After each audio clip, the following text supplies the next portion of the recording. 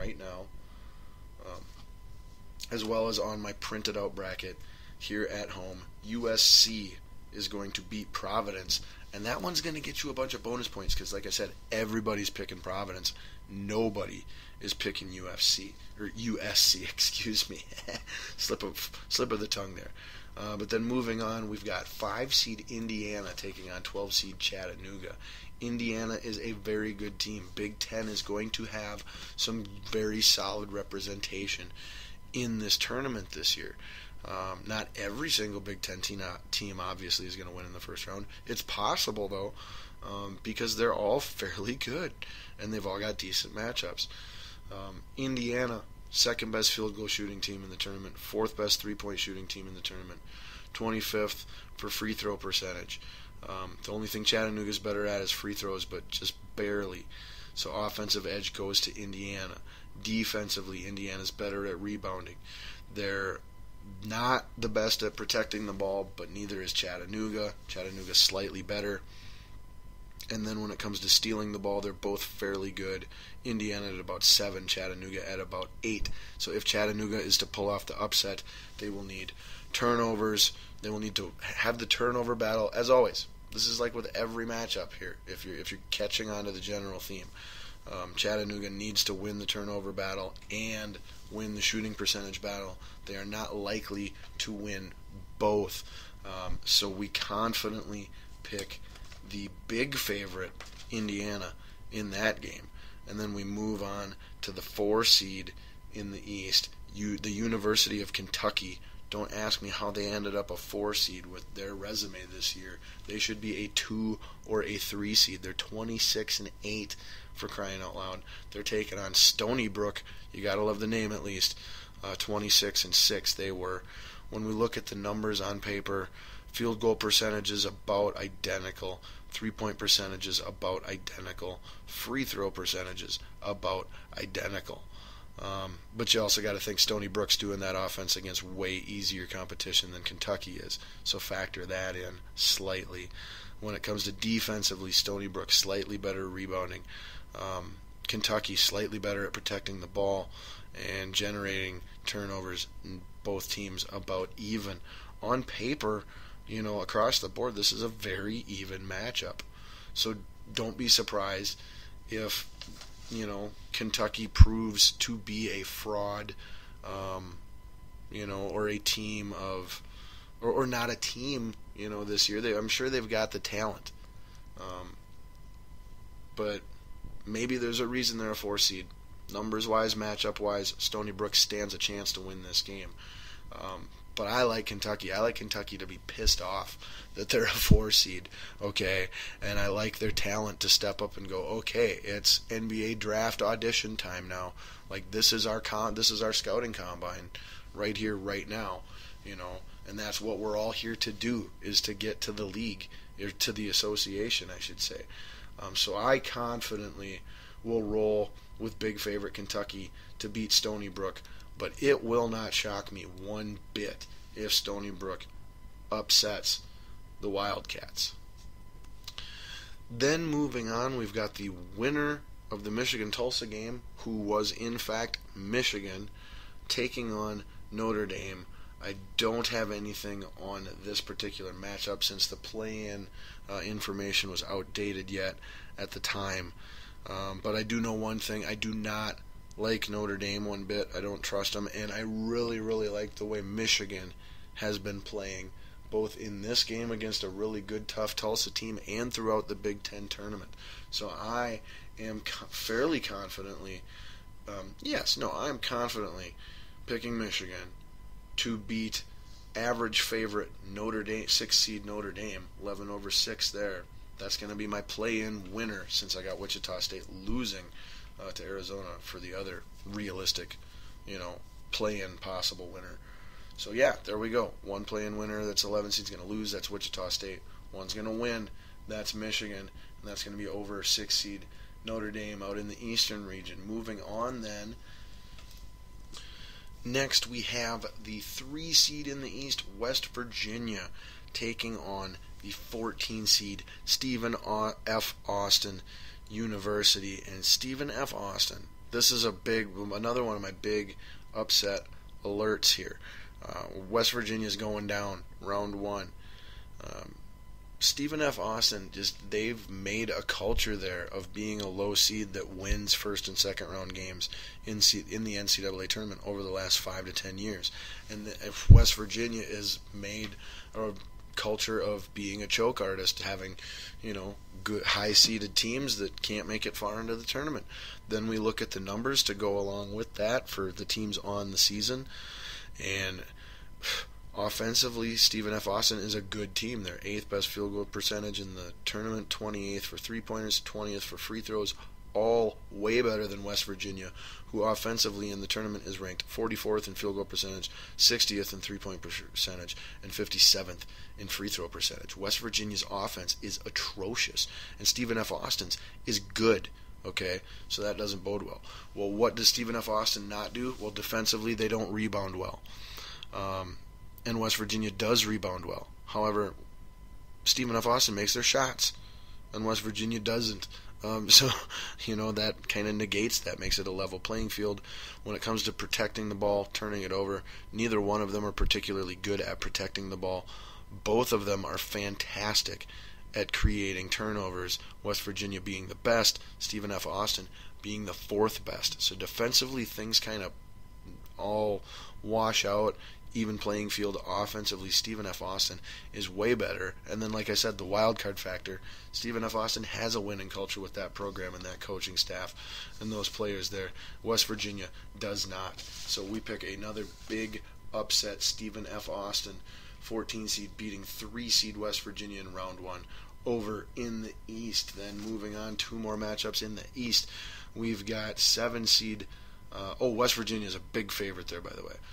Wisconsin, 7 seed, taking on 10 seed Pittsburgh. Wisconsin is the small favorite, and originally this is another one that I ended up changing upon further inspection, wanting to follow my own philosophies and beliefs, not allow my gut or just, first impression to be in charge.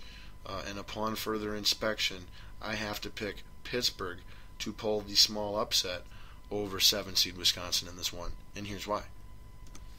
We look at the matchup offensively, and Pittsburgh is much better with a field goal percentage. They're almost identical with 3-point percentage, and Pittsburgh is exceptionally better, one of the best, at free throw shooting. Wisconsin is mediocre, so the offensive edge there, without question, goes to Pittsburgh. Then defensively, Wisconsin is terrible at rebounding. Pittsburgh, they're at least decent at it.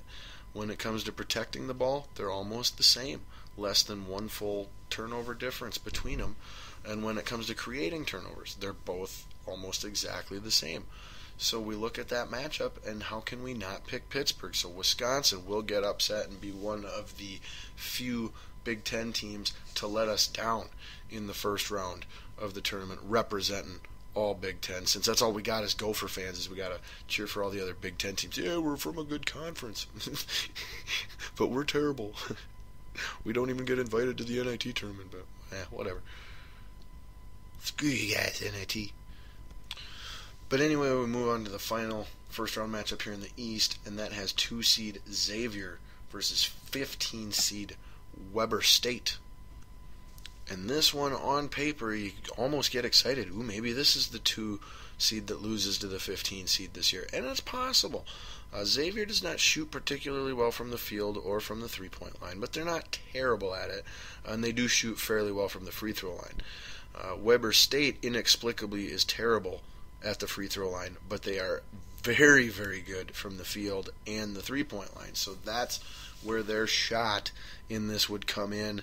However, Xavier is one of the best rebounding teams in the tournament. Weber State, very middle of the road at best. When it comes to protecting the ball, they're both even, not good. And when it comes to creating turnovers, Weber State is terrible, and Xavier is actually fairly good.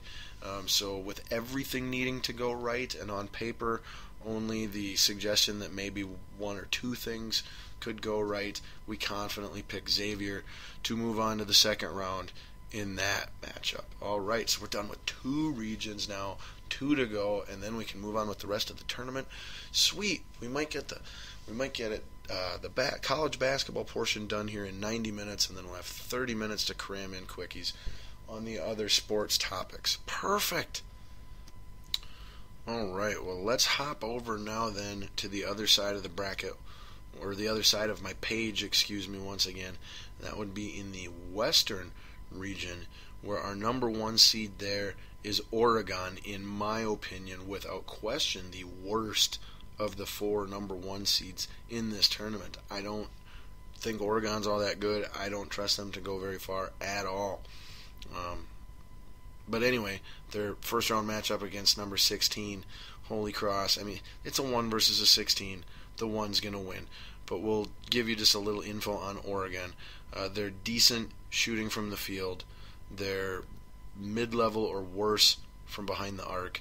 And they're middle of the pack when it comes to free throw shooting. So a very mid-level, average run-of-the-mill offense. And defensively, they're not a good rebounding team at all. Offensively, they're not very good at protecting the ball. Middle of the pack, I should say, 30th. And at creating turnovers, that is their one strength. They're 13th at 7.6 a game.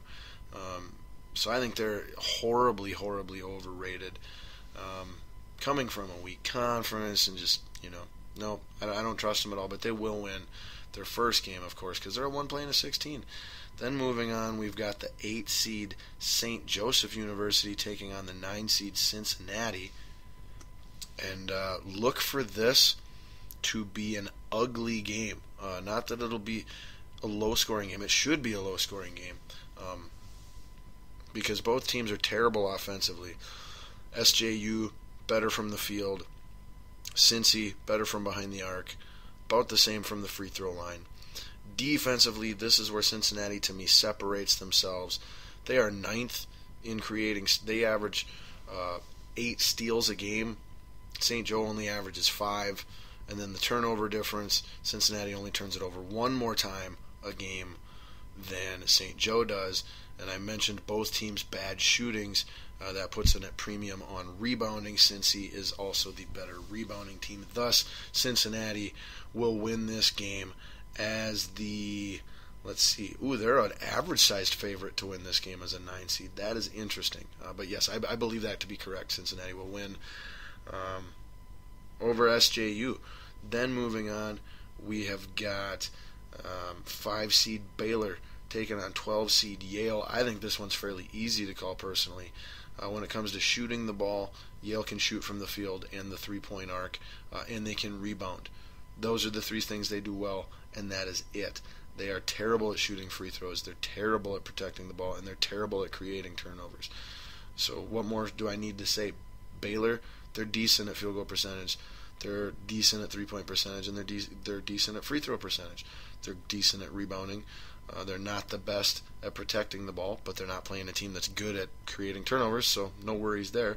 And they are very good at creating turnovers, ranked 9th at just under 8 a game. So we confidently pick Baylor, the small favorite, ironically enough. Cincinnati is a big favorite over St. Joe, 9/8. But the 5 seed Baylor is a small favorite over 12 seed Yale. Okay, whatever. I'm confidently picking Baylor on that one. Our next matchup after that would be the 4 seed Duke taking on the 13 seed University of North Carolina, Worcestershire, UNCW, whatever that is. Wilmington, there we go, University of North Carolina, Wilmington. I was close with Worcestershire. But anyway, we look first off, it's Duke versus UNCW, so it's Duke, duh. But we look at the numbers, all the numbers support that. UNCW, terrible offense. Duke, not the best from the field, great three-point shooting, good free throw shooting. And they're decent from the field. They're, average, middle of the pack. Their one weakness, or 2 weaknesses, I guess you could say, would be rebounding. However, UNCW is not good at that either.